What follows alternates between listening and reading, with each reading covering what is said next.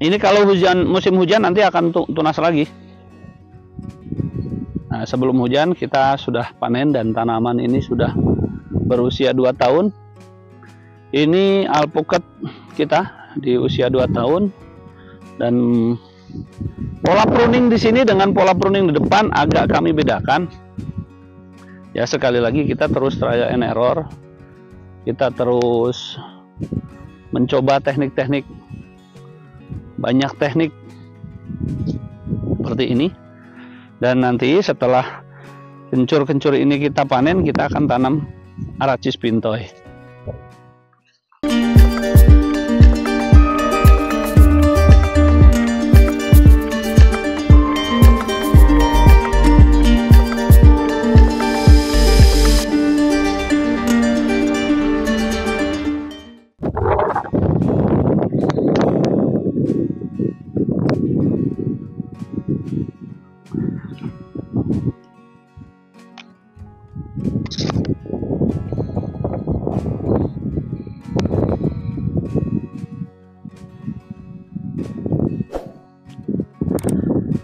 Assalamualaikum warahmatullahi wabarakatuh. Pagi ini kita berada di kebun alpukat Panjalu. Lokasi kami ada di Kabupaten Ciamis, Provinsi Jawa Barat. Dan hari ini kita berada di musim kemarau, dan kemarau ini kita lewati dengan suasana yang menggembirakan. Banyak persoalan di kebun kami yang satu demi satu kami mampu lewati dengan baik. Berkebun itu bukan tentang pamer kualitas. Berkebun itu bukan tentang ingin dilihat oleh orang lain nampak bagus. Dan berkebun itu bukan sebuah ambisi yang tanpa batas. Berkebun itu adalah seni. Seni menimba ilmu, seni memahami karakter tanaman, seni memahami maunya apa dari tanaman kita, minta makan apa, membaca dia butuh obat apa ketika sakit. Sebelum penyakit datang kita harus persiapkan apa, dan ketika dia sakit kita harus obati apa. Seberapa banyak dia butuh minum, seberapa banyak dia butuh makan. Berkebun itu tentang seni membaca kapan kita harus memberikan makanan, berapa dosisnya, kapan kita harus melakukan penyiraman,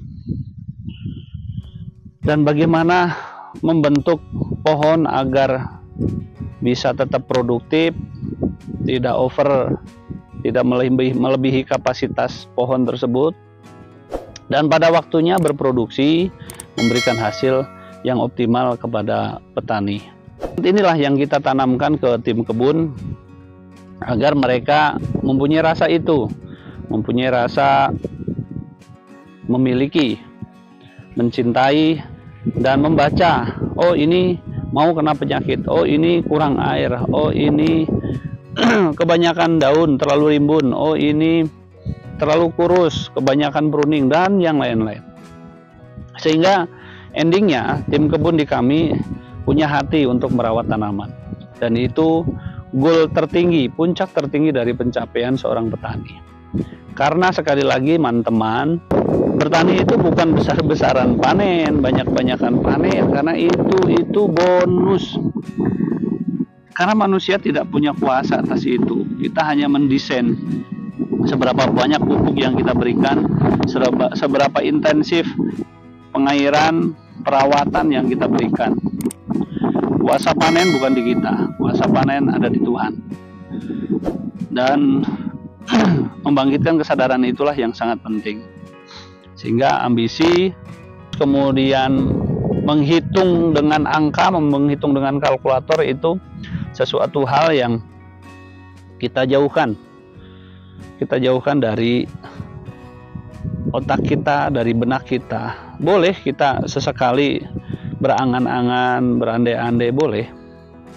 Tapi sejatinya ketika kita terlalu sibuk dengan angka-angka, terlalu sibuk dengan kalkulator, maka itu akan membawa kita menjadi petani pengharap, petani yang terlalu ambisius, yang tidak rasional dan tidak siap kecewa, tidak siap rugi, tidak siap gagal. Sehingga banyak petani-petani kita yang akhirnya tidak berkembang karena melakukan apapun, budidaya apapun, dia karena iming-iming harga, iming-iming nominal keuntungan yang besar.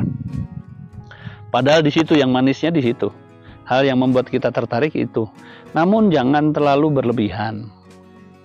Bohong kalau kita tidak berharap keuntungan, bohong. Tapi bagaimana kita mengatur, menahan hasrat agar kita tidak terus terprovokasi oleh angka-angka dan target-target. Cukuplah kita fokus kepada merawat. Kapan kita merawat, kapan kita memupuk, kapan kita memberikan air, kapan kita nyemprot, berapa dosisnya, kapan aplikasinya. Itu aja yang dimatangkan. Kita rawat semuanya. Kita berikan haknya itu. Dan satu hal lagi, di dunia pertanian ini urusan kita sama Tuhan, bukan urusan kita sama manusia. Sehingga ketika kita rawat tanaman itu, yakin Tuhan tidak akan pernah bohong dengan kita. Jadi teman-teman, saya cuma ingin menyampaikan, cobalah rubah mindsetnya. Petani sukses adalah petani yang tahu bahwa kita hanya sekedar berusaha. Karena kita tahu kita hanya sekedar berusaha, maka maksimalkan, optimalkan cara, teknik, skill, pengetahuan tentang budidaya. Komitmen, kesungguhan, kedisiplinan. Kalau kita sudah komitmen, kata motivator mah, usaha tidak pernah mengkhianati hasil. Dan saya yakin, 1000% yakin, Tuhan saya akan menepati janji. Ketika Tuhan memberikan hasil tidak optimal, berarti ada sesuatu yang salah dengan cara kita. Ada sesuatu yang perlu kita perbaiki dengan itu. Dan kali ini kita ada di kebun alpukat. Di blok ini kita tanam kencur. Kita tanam kencur seluas kira-kira sekitar 3 hektar. Dan ini kencur usia 2 tahun. Di kemarau ini kami akan panen. Hanya saja kencur lagi kurang bagus. Jadi teman-teman yang mau kencur, yang punya harga bagus, tolong kontak kami, komentar. Kami ada sekitar 3 hektar kencur yang siap panen. Dan mudah-mudahan tumpang sari kami ini bisa memberikan panen yang bagus, optimal, dan bisa membantu untuk perawatan kebun kami. Oke, kita lihat. Nah, inilah hamparan kencur yang sudah mengering. Ini kencur yang sudah mengering dan kita tinggal panen seperti ini.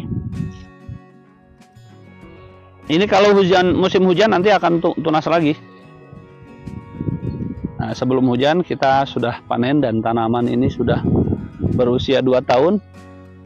Ini alpukat kita di usia 2 tahun, dan pola pruning di sini dengan pola pruning di depan agak kami bedakan. Ya, sekali lagi kita terus trial and error. Kita terus mencoba teknik-teknik, banyak teknik seperti ini. Dan nanti setelah kencur-kencur ini kita panen, kita akan tanam Aracis pintoi. Pada suatu saat nanti herbisida kita tidak gunakan. Ini hamparan kencur. Hamparan kencur dan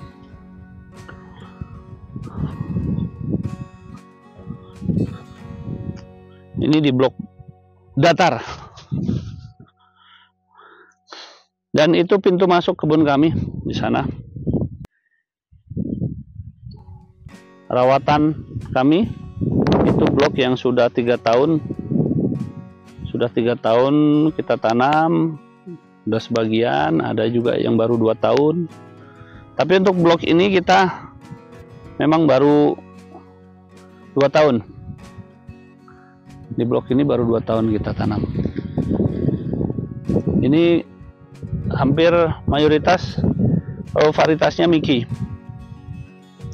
Dan mudah-mudahan tahun ini panen kita selamat dari lalat buah dan antrak. Karena tahun-tahun sebelumnya memang kita masih bergelut dengan lalat buah dan antrak. Jadi sekarang ini sedang dilakukan penyemprotan. Teman-teman sudah mulai rutin 2 minggu sekali kita lakukan penyemprotan fungisida, insektisida. Di blok ini belum, besok baru blok tadi yang di atas. Dan kita lihat pucuk daun muda mengkilat. Pucuk daun muda mengkilat seperti ini, dan bunga sudah mulai menunjukkan hasil. Kalau kita tidak lakukan pruning seperti ini, kemarin di tahun 1 tahun menuju 2 tahun ini udah berbunga, sudah berbuah. Nah, kami tidak lakukan itu, sehingga kita biarkan, kita tahan, dan ketika batang sudah besar, nah itu udah batang sudah kokoh,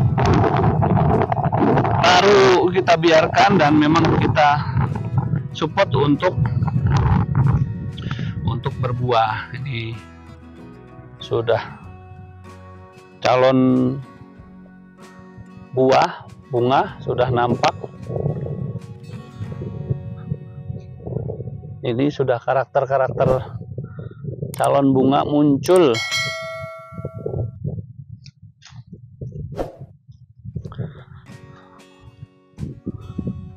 Batang tetap besar walaupun kemudian pendek.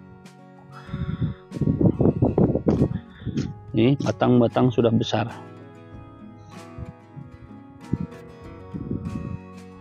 Dan ketika batang sudah besar, kita nggak khawatir ketika harus berbuah.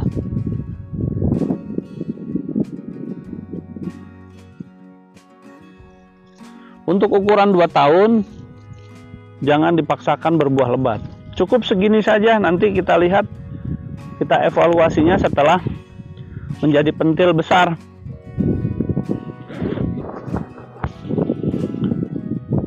Sambil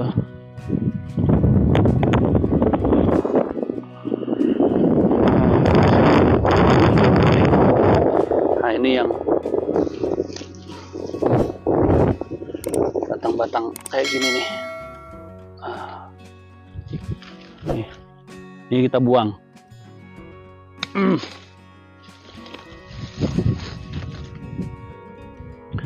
Batang-batang yang ke atas ini.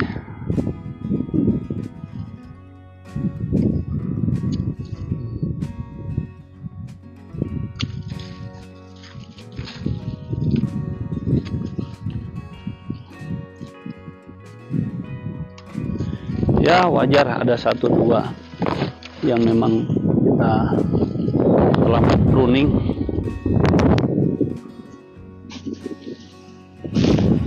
Apalagi sekarang nih,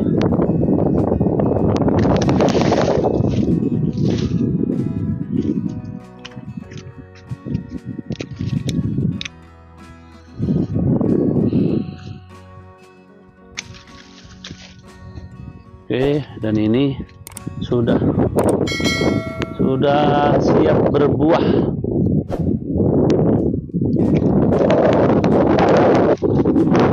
Bagian bawah kita biarkan dulu. Nih. Ini sudah mau berbuah nih. Sementara kita biarkan dulu.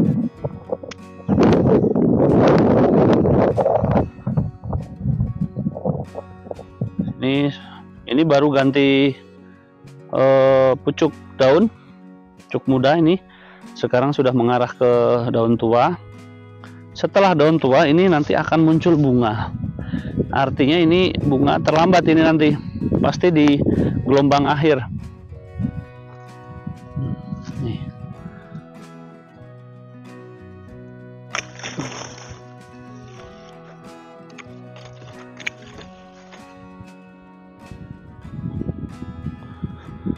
gelombang akhir. Tuh, sudah mulai pentil. Tuh, pentil-pentil.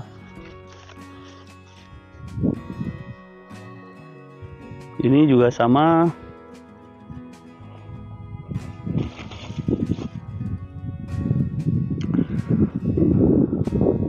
Aman.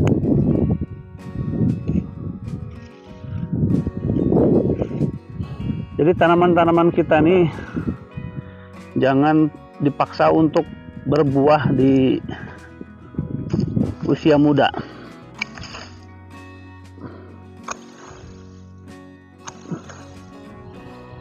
Jangan dipaksa berbuah di usia muda. Nah, ini dua ini sudah. Ini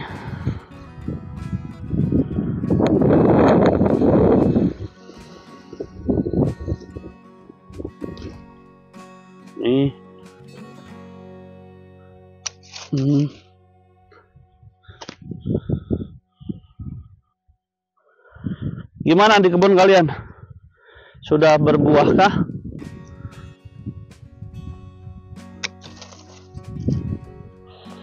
Ini belum, kita buang aja lah. Ini yang sudah ada bunganya, biarin. Ini ada buah, biarkan dulu.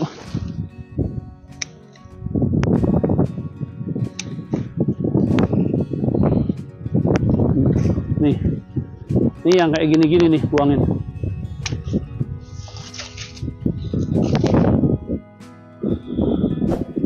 Sudah berbuah. Ini pentil awal. Nanti dalam beberapa bulan ke depan ini akan nyusul di pohon yang sama. Di pohon yang sama nih nanti akan berbunga. Nih bunganya belum serempak, ini akan berbunga. Kalau Miki memang tuh itu calon bunga, biarkan dulu dia. Yang tidak kita biarkan ya yang kayak gini. Nah,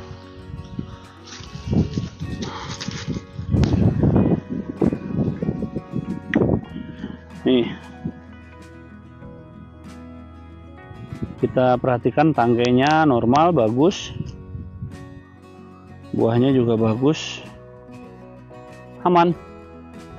Berarti penyemprotan yang dilakukan teman-teman sukses. Trubusnya mengkilat,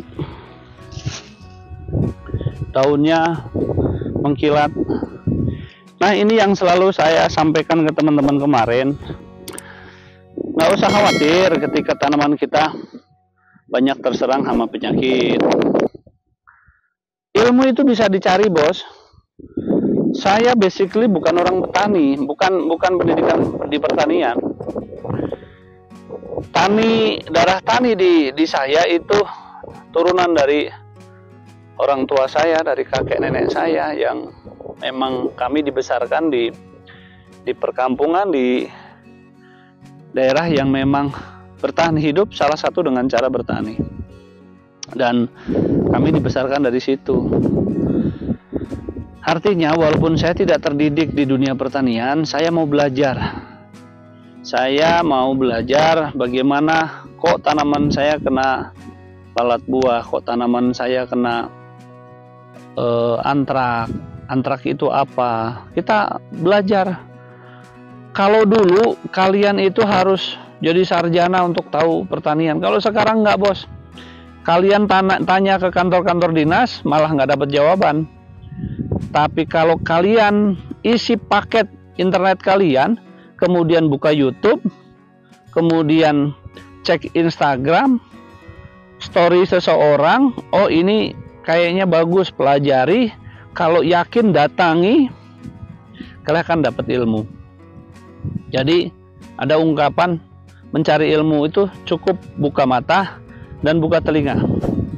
Dan jangan pernah isi pikiranmu, hatimu dengan sesuatu yang menolak tentang hal yang baru. Terus belajar, terus membuka diri untuk hal-hal yang baru, yang positif, dan jangan masukkan hal-hal yang negatif itu, sehingga kita akan cepat untuk menjadi ahli. Dan saya yakin dalam beberapa tahun ke depan, kami, tidak hanya saya, tetapi seluruh tim akan menjadi ahli di kebun kami. Kami akan tahu, oh si Miki ini harus begini, oh Rifa ini harus begini, oh Apenina harus begini, Kendil harus begini, Wina, aligator harus diginikan di DPL ini. Sehingga itulah puncak, sekali lagi puncak pengetahuan yang bisa kami lakukan. Sehingga kami tinggal menunggu hasil, menunggu jackpot, menunggu pemberian dari Tuhan. Tetap optimis. Salam dari Bang Toyib, salam dari Tanah Panjalu. Assalamualaikum warahmatullahi wabarakatuh.